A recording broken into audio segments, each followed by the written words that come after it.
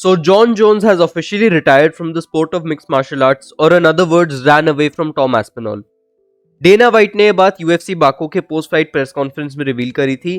By default, Tom Aspinall has become the undisputed heavyweight champion, and it is good that UFC का heavyweight division अब finally फिर से active हो सकता है. But it is truly a shame that हमें John Jones versus Tom Aspinall देखने को नहीं मिला. Honestly, I am not very surprised. John Jones की एक काफी लंबी हिस्ट्री है of avoiding fights. यहाँ तक कि उन्होंने चेल सनन के साथ भी एक शॉर्ट नोटिस फाइट डिक्लाइन कर दी थी. The UFC are ultimately the ones to blame for this क्योंकि उनके पास clearly एक option था to book Jones versus Aspinall, which would have been one of the biggest fights in the history of the heavyweight division and in the UFC in general. But instead, उन्होंने John Jones versus Stipe book किया. इस fight में Stipe 42 years के थे and as expected, John Jones ने बहुत आसानी से Stipe को हरा दिया. It is very clear कि John Jones Aspinall को avoid कर रहे थे because Aspinall has everything it takes to beat John Jones.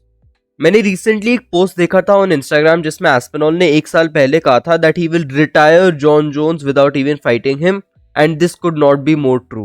बहुत सारे कैजुअल फैंस को लगता है कि जोन्स एस्पिनॉल को हरा सकते थे, बट इस वीडियो में मैं आपको बताऊंगा कि ऐसा क्यों नहीं हो सकता. अगर हम ये फाइट को स्टाइलिस्टिकली ब्रेक डाउन करें तो Tom Aspinall has a very good style to beat Jon Jones. Jones के कुछ बहुत बड़ी वीकनेसेस है एंड एस्पिनॉल इन्हें क्लियरली एक्सप्लॉइट कर सकते हैं. जोन्स की मेन वीकनेस उनकी बॉक्सिंग है. Despite being a very well rounded fighter, उनकी बॉक्सिंग उनके गेम का सबसे बुरा एस्पेक्ट है, और ये चीज हमने उनके डोमिनिक रेयस और अलेक्जेंडर गस्टफ्सन वाली फाइट्स में देखा था. दोनों फाइट्स में जोन्स अपने ओपोनेंट्स की स्पीड और बॉक्सिंग के साथ बहुत स्ट्रगल कर रहे थे. दोनों जोन्स पे बहुत क्लीन पंचेस लैंड कर रहे थे एंड जोन्स इन्हें इफेक्टिवली डिफेंड नहीं कर पाए. This is because Jones mainly अपने हाइट और रीच पे डिपेंड करते हैं to defend strikes, but Reyes और गस्टफ्सन खुद काफी लंबे हैं एंड जोन्स के यूजुअल डिफेंसिव स्ट्रैटेजीज काम नहीं कर रहे थे.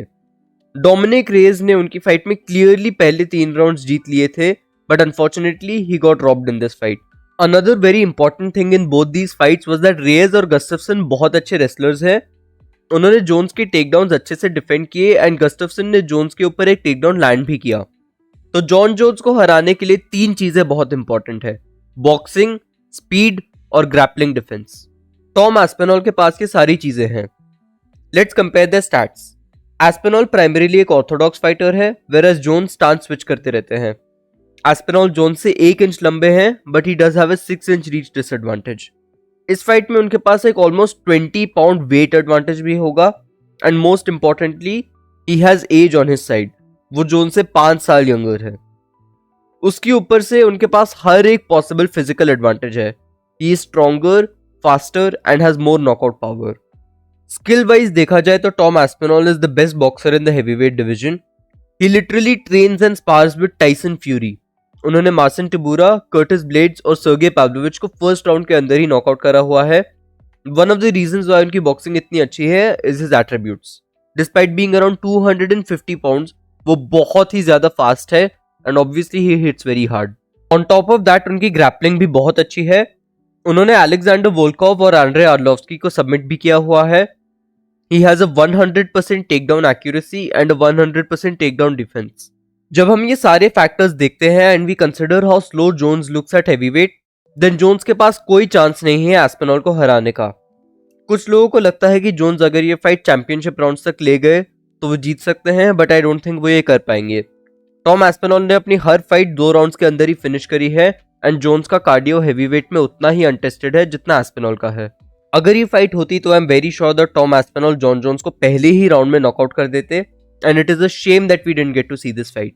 आई थिंक इससे जॉन जोन्स की लेगेसी पे एक बुरा असर पड़ा बिकॉज उन्होंने क्लियरली एस्पिनॉल को डक किया by choosing to fight a 42-year-old instead.